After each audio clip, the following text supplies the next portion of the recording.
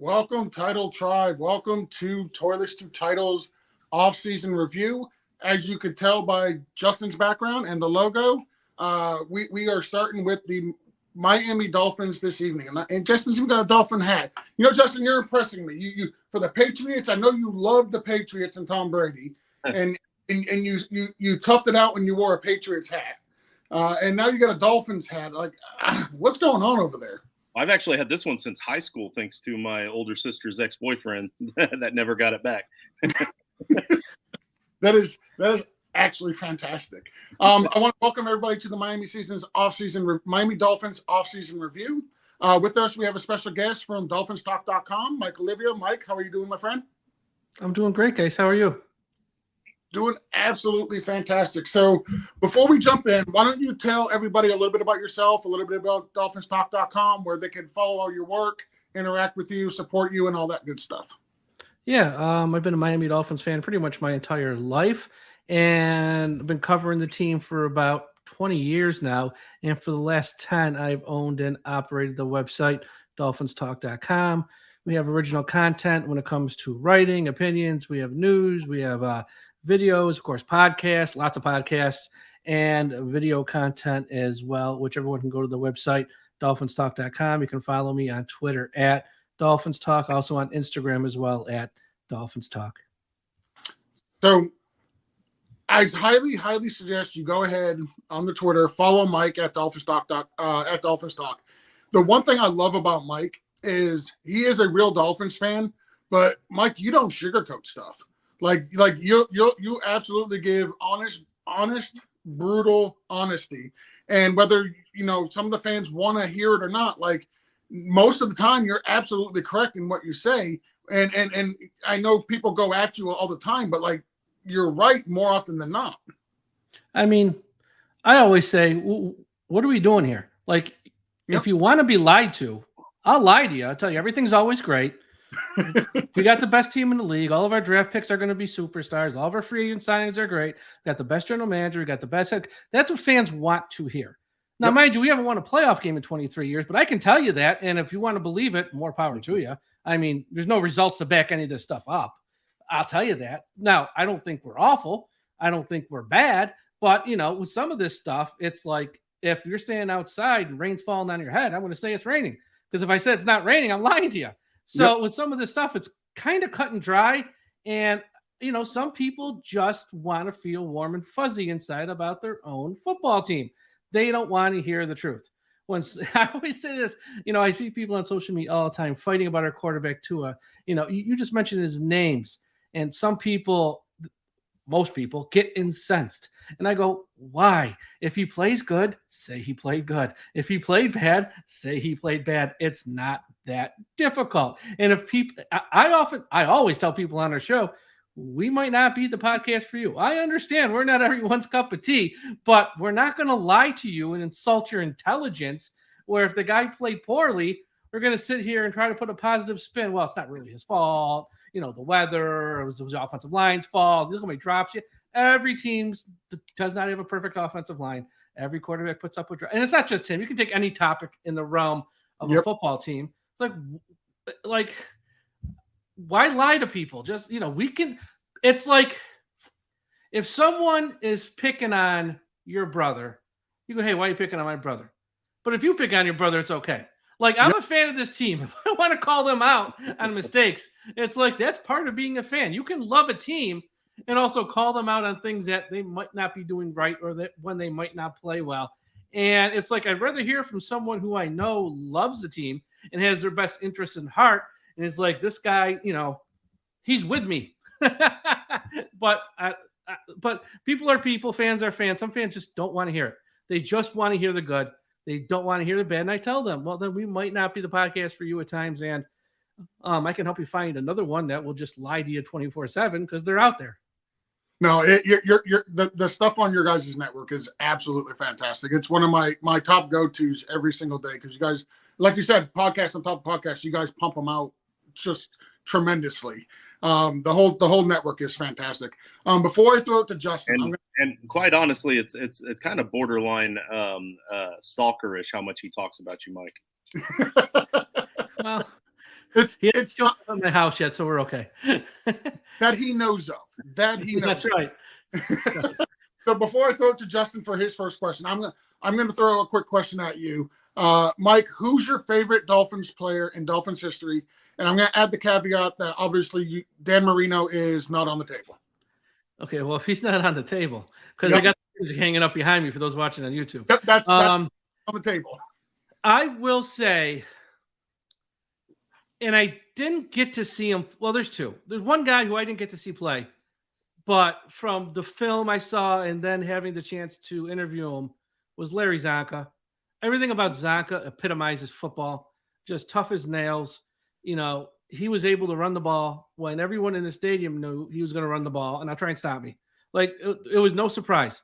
But I didn't get to see him play, so I don't know if that should count. And plus, when I got a chance to interview him, he was just like the nicest man in the world. I'm going to go Mark Clayton because I love watching Mark Clayton play. And he is one of the most underrated players in Miami Dolphins history. When he played in his era, you know, Jerry Rice, obviously the greatest wide receiver of all time, greatest wide receiver of the 80s into the 90s. No one's going to argue that. No one was more feared than Mark Clayton after Jerry Rice. I mean, Rice is on his level. We get it. But after that, you look at the wide receivers in the 80s. I mean, you got Largent was good. I mean, Mark Clayton was just so fun to watch. So I go Clayton. For guys, I actually saw him. I go 2 eyes. So I didn't get a chance to meet him, but a good friend of mine, Jason, he got me an autographed copy of Larry Zonka's book, Head On. And I should have grabbed it, but right now it's literally sitting on the mantle above the fireplace. What I did for after Christmas, I took everything down. I put all my football stuff, my autographed footballs, and I put that book on the mantle with the intention of seeing how long my wife will let me keep it up there. And so far, it's still there. Yeah, it's a great book for someone like me who's also a fan of Syracuse University, to hear all the stories from his time there at Syracuse, then into the time at the Dolphins. Then he talks about his time after the Dolphins when he went to the World Football League, and he talked about his issues with Joe Robbie, then to his time even after football with his marriage and stuff, and his time in Alaska. I love that book, and when I got the chance to interview him for about a little more than a half hour, it was awesome. Yeah, that's one of my bucket list interviews is him, Dan Marino, and I would love to get Jason Taylor and Zach Thomas. Those four. Zach Thomas is outside of Marino. Zach Thomas is my favorite Miami Dolphin. Yeah, he doesn't do a lot of media, so good luck getting him. He doesn't do a lot of media. Well, yeah. I'm trying to convince the wife to let me go because I'm going up to Canton, Ohio, the week after the Hall of Fame game. So Which is when he's going to clean off the mantle. Yes. So I'm trying to let her convince me or allow her to allow me to go up the week before so I can watch him get inducted into the Hall of Fame. But probably not going to happen, but I'm going to try. Just I've been babbling like a little schoolgirl for almost 10 minutes now. Why don't you get in here and ask some questions that actually are substance? Yeah, so I do have a question for you, but before we get to that, patreon.com/toilets-to-tiles. Please make sure you help support the channel there and the network and all that we're doing. CFB Nation is also doing all of our college football analysis, so please make sure you check out CFB Nation as well. But yes, sir, I have a question for you. I noticed that the Miami Dolphins only had 4 draft picks, but some of the names they picked out were guys that were projected to be drafted quite a bit higher. This is an off-season breakdown, and let's face it, the draft is one of the biggest key times of the year to make some off-season moves to improve your team. Do you feel confident that any of these players are going to come in year one and make a big difference for this team right away? I think the first 2 can. I mean, they had 4 picks, but they really had 2. They had a pick around 2 and a pick around 3. The guys around 6 or 7 probably have no chance of making this roster, only because this is one of the better Miami Dolphins rosters in many, many years, which is something like fans, like longtime fans aren't used to. Like, this roster is going to be a tough one to crack, but the guys picked around 2 or 3, they will make the roster and they will get playing time on the field. I think for Cam Smith, pick 51 in round 2, you know, this secondary last year had a ton of injuries. They bring back Xavier Howard, you know, and he coming off a year where he wasn't Xavier. He was still good. He wasn't Xavier Howard like. Then they trade for Ramsey. He was good last year, not Jalen Ramsey like. So those guys think are going to have a little chip on their shoulder. After that, though, the depth gets kind of thin. Nick Needham's back. He's coming off a major ACL injury. You got Kader Kohu, who was an undrafted rookie last year. Nice player as an undrafted rookie. I don't know if you want him as your number 3 cornerback on a team that's going to be contending for the playoffs and hopefully more. Trill Williams, who they're probably going to move to safety now. He's also coming off a major ACL injury. So I think Cam Smith is going to be like your number 3 or number 4 cornerback. And we know in the NFL Pass Happy League, he will be on the field a lot. And heading into the draft, people had Cam Smith as most reasonable NFL experts, the ones that you would trust. Him was like the 3rd or 4th best corner. The fact they were able to get him at pick 51, I think, was a steal. I love the pick. I know a lot of fans did not of the Dolphins. I just think shoring up that secondary with the depth is key. Round 3, De'Von Achane, the guy's just a blazer. He ran a 4.32. And Miami's running back room, everyone that they had prior to that pick is on a 1-year deal. So Raheem Mostert's on the wrong side of 30. Raheem Mostert's outside of last year, and he even missed the playoff game because he was hurt. Never really plays a full year. I think Jeff Wilson's only had more than 500 rushing yards twice ever. Miami needed some youth in the running back room. Now, he's small, Achane. I heard when he showed up to the rookie camp, he weighed 192, which is up from 188. That's still small. But if our head coach really is this genius in this offensive mastermind, he'll find a way to use him correctly, and get him the ball in the right situation. He's not going to be a guy who's going to carry 15, 16, 17 times a game. But if he catches 3 or 4 passes, he runs the ball 3 or 4 times in a certain role that they carve out for him, great. Because I think with that speed, with Hill, Waddle, and everyone else, it's going to be tough to sort of slow down that offense. So I think those 2 guys have a very good chance of being contributors in year 1 right off the bat. So speaking of our running back room, in your opinion, are we 2 weeks away from seeing a major shakeup in that? I hope so. Because I'm not a fan of that running back room. I know this is, again, fans talk themselves into believing what they want to believe. And there's a segment of this fan base of the Miami Dolphins who look at Jeff Wilson and Raheem Mostert, and all they see is 4.9 yards per carry. And they ignore every other stat on the stat sheet. Well, 4.9, not their fault. They're good. It's one arbitrary stat. Yeah, 4.9 yards per carry is good. But here's the bigger picture. Mostert, like I said, is always hurt. Jeff Wilson cannot be depended on. And if most smart NFL people deem that the San Francisco 49ers front office is like one of the smartest in the entire league and everything they do touches the gold, well, then they moved on from both of these guys. So what does that tell you? You can't have it both ways. Also, last year when Tua went down and you needed to lean on the running game more in those weeks, Mostert and Wilson came up small. Yep. Just a fact, they did. So I don't think it's a bad run if they don't get Cook, and that's what we're talking about here with Dalvin Cook, because he's made eyes at the Dolphins. The Miami Dolphins talked to the Vikings back in March about a trade. It sounds like they're going to let him go because they can't afford him and they need him off the books. If Cook, is agreeable to a reasonable contract and wants to come home to Miami because he's from South Florida, his personal trainer's in South Florida, it sounds like the stars are lined up. Yeah, I think they're going to sign him. And yeah, I think adding Dalvin Cook is a big-time get to an offense where you have a quarterback who is concussion-prone and injury-prone. And how do you make his life easier? Well, you run the ball more. How do you run the ball more? You get a better running back who can relieve him of some of the load on offense to where he can carry the ball 15, 20 times a game. And yes, you're going to sprinkle in Mostert. And yes, you're going to sprinkle in Wilson. And yes, you're going to sprinkle in Achane. But that's what good teams do. They have a lot of good players at one position, and they find a way to make it work. So if one goes down, it is next man up. And so, yeah, I'd be shocked if it didn't happen.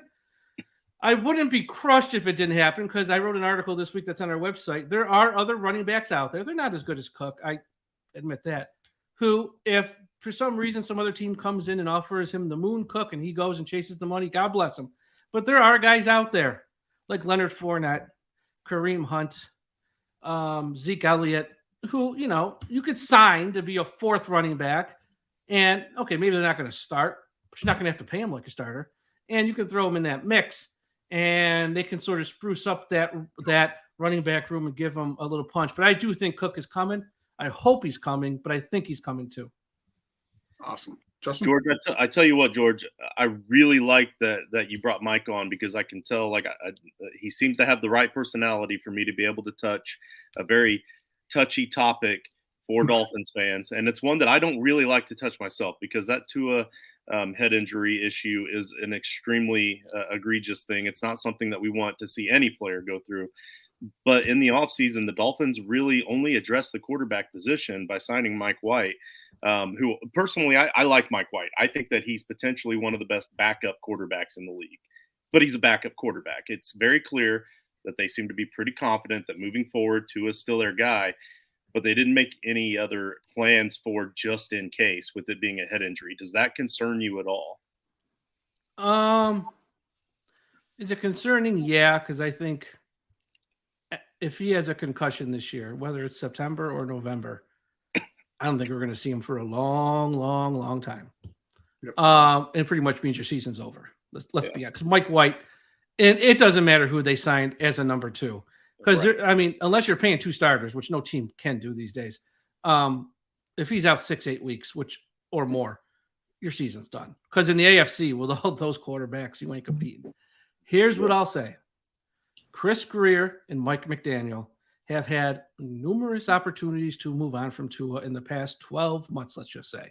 If they wanted to be in on the Aaron Rodgers sweepstakes, they could have easily been in on that and probably would have got him, because Rodgers would have looked at Florida and looked at the no-state income tax, looked at the weapons on offense, and been like, I'm going there. They didn't do that. Beaches. Yeah, exactly. Yeah, and he probably gets along too great with the governor. And then you got the Tom Brady thing. They just if they wanted Brady, I'm sure they could have sweet-talked him into not retiring and coming, because he's a free agent now. Now they could have talked to him and not get in trouble. They didn't. And then you got also the draft. If they wanted to make a move, they did nothing, which is fine, because I've said this, and I'll say it one more time here tonight. I have a 9-to-5 job. It's not in the line. Their job is. If Tua gets hurt week 3 and is out for 10 weeks, and they go 4-13 or whatever, or have a really bad year, let's say, whatever, to 6-11, I don't know. They ain't going to be back next year. They're both getting fired. Okay. That's how the NFL works.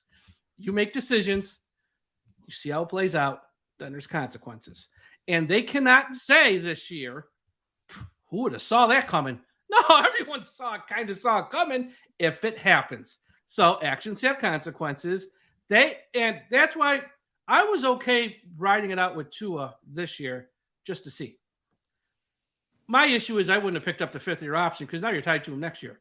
So even if you fire those two guys, say something horrible happens this year, and either he can't play next year, he doesn't want to play next year, or the owner goes, I can't, on my conscience, I can't put this guy back on the field in my uniform waiting for, or the league might step in and be like, because here's the thing with the league. They spent over $1 billion paying old retired players about past concussions, not knee injuries, not collarbone injuries, not elbow injuries, concussions. So if this guy has 1 or 2 more this year, the league might step in and say, you're not allowed to play, even if you have 20 doctors who said you can, because we're not going to be responsible for this down the road. So that's why I wouldn't have picked up the 5th-year option, but they did. And again, that's on them. I'm not getting fired over this. They are. And if this plays out bad, which nobody wants and nobody's hoping for, but if it does, which is a realistic option, it could, that's on them, because they had opportunities to move on and they did it. And that's it. We just hope the best for Tua. Hope he can stay on his feet. That's why I've been saying all offseason, improve the easiest way to keep this kid healthy. A, run the ball more with better running backs. B, fix the offensive line. Well, it's the same running backs as last year. Now tossing a rookie. Maybe we get Cook. Then they can say they truly upgraded the running back room to make his life better. And now it's up to the head coach to call more running plays. The offensive line's the next big question. They've done 0 to improve that offensive line, and they are going status quo, which blows my mind. But once again, actions have consequences. That's on them. Yeah, no, you nailed it. They've done absolutely nothing to upgrade the offensive line. As you said, they brought back the exact same quarterbacks running backs that we had back here last year, who on paper 4.9 looks good, but that's on paper. If you're not watching the games, you're not seeing everything that they're doing. They're Missing nice players. That's all they are. They're nice players. Look, if the offensive line plays great and he stays healthy, Tua, can you win a Super Bowl with Jeff Wilson and Raheem Mostert? Of course you can. The problem is our offensive line's not great. Our quarterback misses games every year.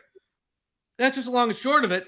And I just think you just need a little bit more, not a lot more. Like, I never thought Cook would be available. Honestly, I was kind of surprised that he is going to be available. The fact that he is, and he kind of wants to come to Miami, you find a way to make that work. That's all I know. And hopefully they do. Now, they might not.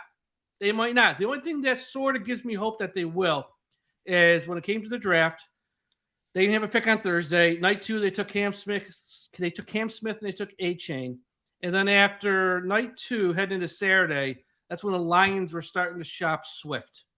Then per the ESPN report from Jeremy Fowler, Miami and Philadelphia were on the phone with the Lions trying to get a deal done. Philadelphia ultimately won. But the fact that Miami tried even after they took Achane lets me know they're willing and more than willing to add another running back of some name and stature to this team. So that's why if Cook should be cut, which everyone thinks he will be, makes me think Miami's going to be players here.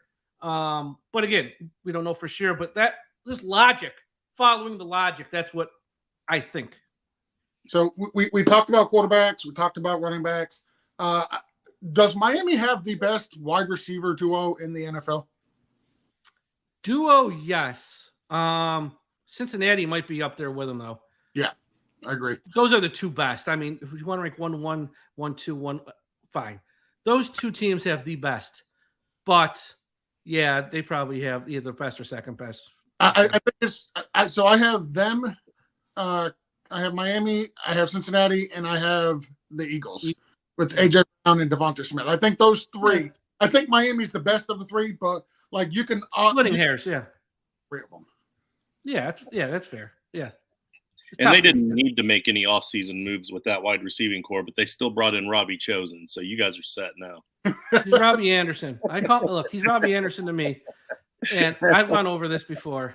When Robbie Anderson can treat the police well, I'll call him by any name he wants. As long as he's going to be a bad guy off the field and he's going to do what he did to the cops, then he's Robbie Anderson until, at least in my book. So he's Robbie Anderson. I ain't playing these games with this name. It's Robbie Anderson. Come on. Yeah, that's ridiculous. So I kind of figured that one would set you a little bit. So yeah, it drives me nuts. My real question though is in the tight end room. Is Durham Smythe the answer? Here's the good thing for the Dolphins. They just want their tight ends to block. They really don't even want to throw them the ball. So it's fine. They got Smythe. They got Eric Saubert out of the Broncos. And then they just signed Croft, Tyler Croft. 2 or 3 guys who are pretty much all the same player. Primarily, first, they block, and they can give you a little something in the passing game. I mean, in a perfect world, if like the right tight end fell to them, who can do everything, I'm sure they'd be happy to have that. But Mike Gesicki, he couldn't block anybody. He could only block people on Twitter. He couldn't block people in real life. And then in the draft, this draft was loaded with tight ends. Now, they started to go on a run before pick 51, but there were still 1 or 2 there. They decided not to do it in rounds 2 or 3 because I just think they don't view the tight end as other teams do.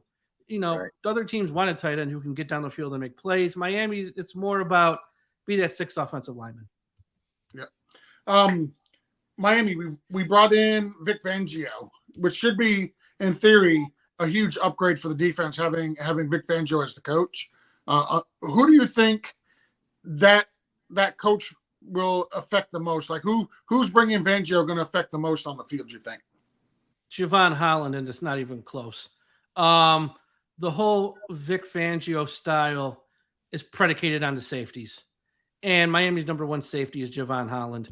I expect De'Von Achane to have a breakout year. Now, look, he's had 2 very good years already. I expect him to be, by the end of this season, someone that the whole nation knows about. I just think Vic Fangio is, because his style is the safeties sort of, everything's predicated off their play. And I just think he's so good that Fangio is going to put him in so many types of situations to succeed, and everything's going to run through him on that side of the ball. Not run through him necessarily, but yeah, it's going to run through him. How he goes is how that side of the ball plays. So I expect the biggest type of breakout year from him this upcoming season. I just think Ramsey's going to have a big year too, because I think he's a little bit annoyed how everyone's talking about him after his poor play for him. Now, look, he was still good last year, but for him and from what everyone expects, his poor play from him last year, I think the addition of Cam Smith might actually be able to let Vic Fangio move Ramsey into the slot every now and then. And I think that's where Ramsey's going to have a lot of success as well. So I'd say Holland and Ramsey, but I think Holland first and foremost. Are the Dolphins going to extend Christian Watson or Wilkins this year, or are we waiting until next year to do it? Well, if they wait till next year, it's too late. Yeah. Oh, yeah. So, yeah, I've been talking about this a lot the past few weeks on our podcast. Yes, you have. I'm not the biggest fan of our general manager at the end of the day. And when he shows up to the office every day, I don't know what the hell he's doing. This Christian Wilkins thing should have been done back in February or March or April. Now we're mid to late May going into June. And it has nothing to do with June 1st. That's what everyone goes, oh, you got to wait till June. It just has nothing to do. But he's already on the cap. By giving him a new long-term deal, all you're doing is lowering his number this year and creating more cap space. So I don't know what should he? Yes. Christian Wilkins has been amazing for the Dolphins since day one. He is the leader, not only on that side of the ball, I would say the entire team. He is smart.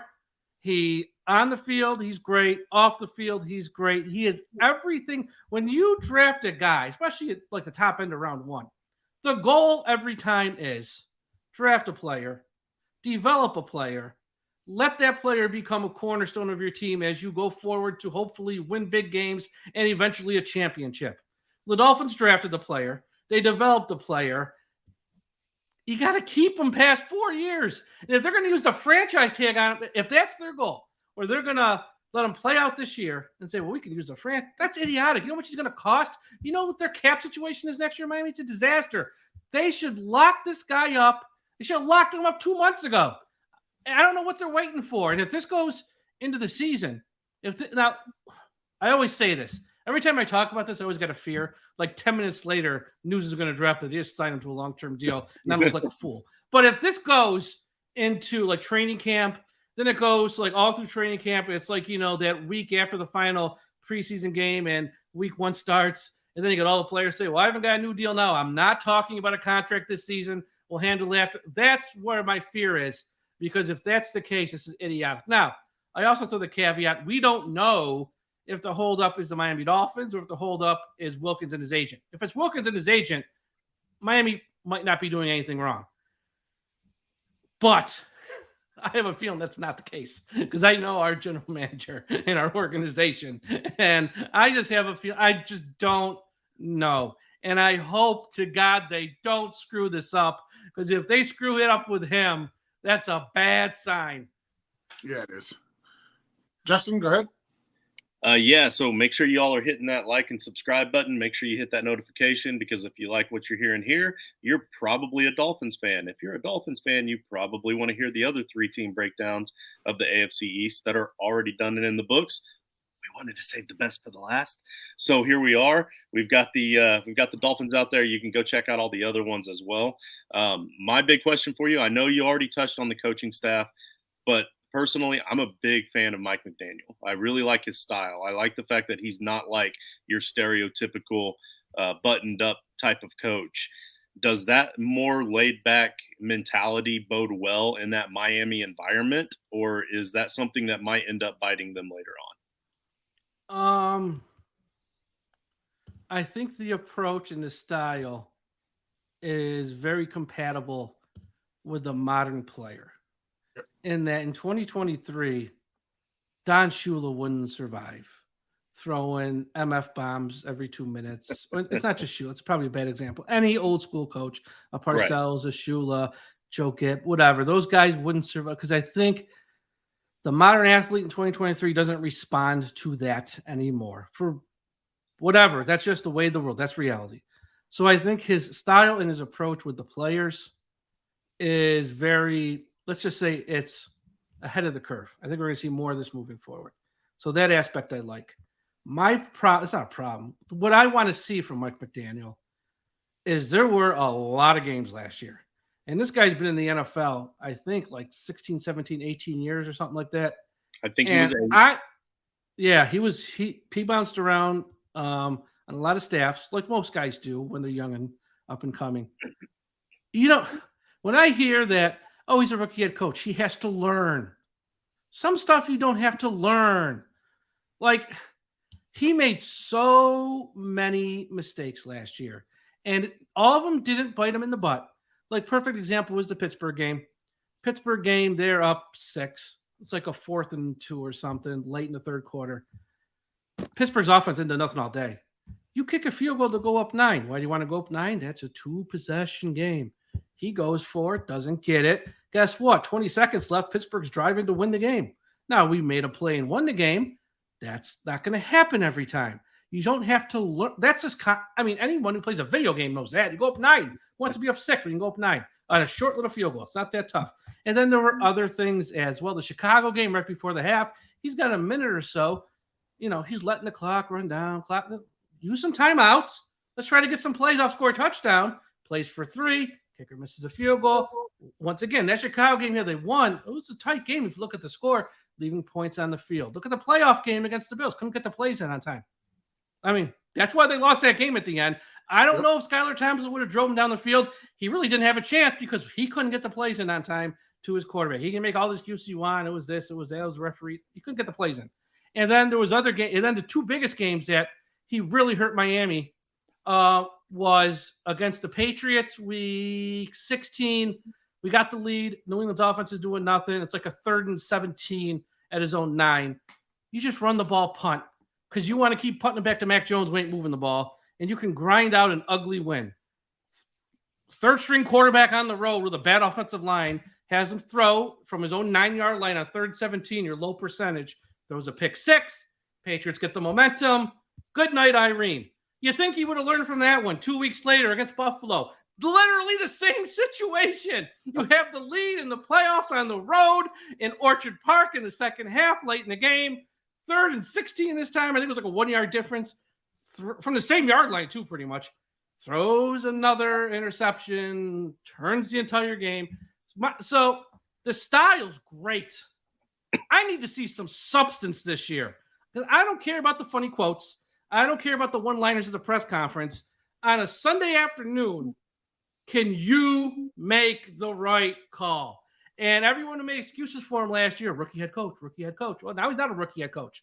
I don't want to hear that this year because he made that all his mistakes hurt him. But at the end of the year, because he did a lot early in the year that were very similar to the Pittsburgh one, not exactly the same, but they didn't hurt him because the team was winning. Hey, we're 8-1, 7-1, 9-1, wherever you were. And then late in the year when you needed those games, the backup quarterback, that's where I need your head coach, especially late in the game when you got a lead, to, steer the ship home to a win in a not perfect situation. He couldn't do it. So that's where I'm concerned with him. I want to see it before I believe it with Mike McDaniel. And when he got this job, there was like 7 or 8 other head coaches hired that offseason.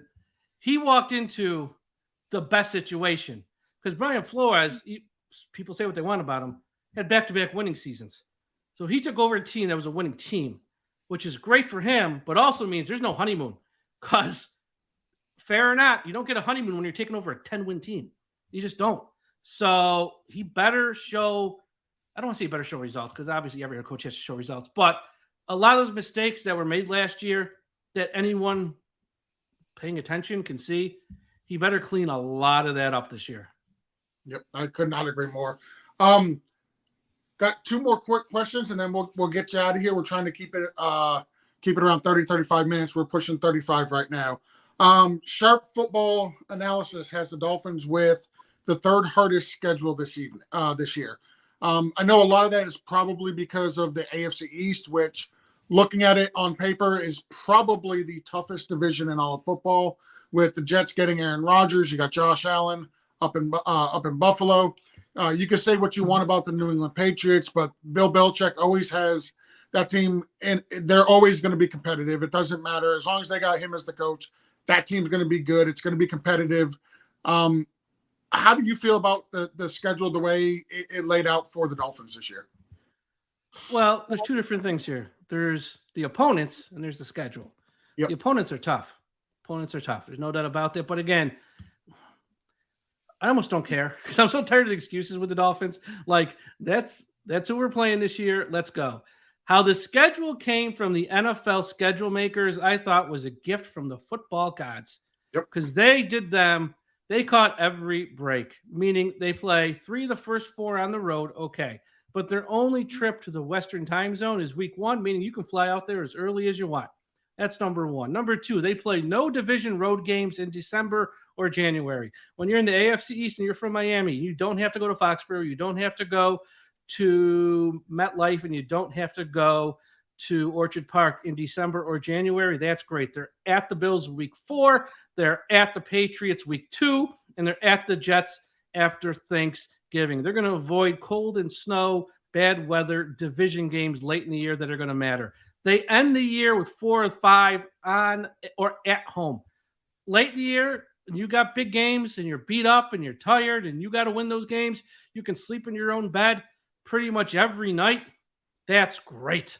That's also a thing. They play no Thursday night games this year. That's great. They have a couple stretches, I think, where, I hate to predict the schedule so far out in May, but they have a stretch from week 5 to week 8. 3 of the 4 are at home, and the home games are Giants, Panthers, and Patriots. If you just serve at home, at the Eagles might be a loss. I mean, Giants are good. Nobody's saying they're not. The Patriots are the Patriots, and the Panthers are probably going to be starting a rookie quarterback. That's a nice little stretch where even if you start off 2-2, that 4-game stretch, you should make up ground. They play the Chiefs. They don't have to go to Arrowhead. That's essentially a neutral site game. That's a plus. They have another 4-game stretch starting in late November. Raiders at home, which is a West Coast team traveling east to play at 1 o'clock. Huge edge.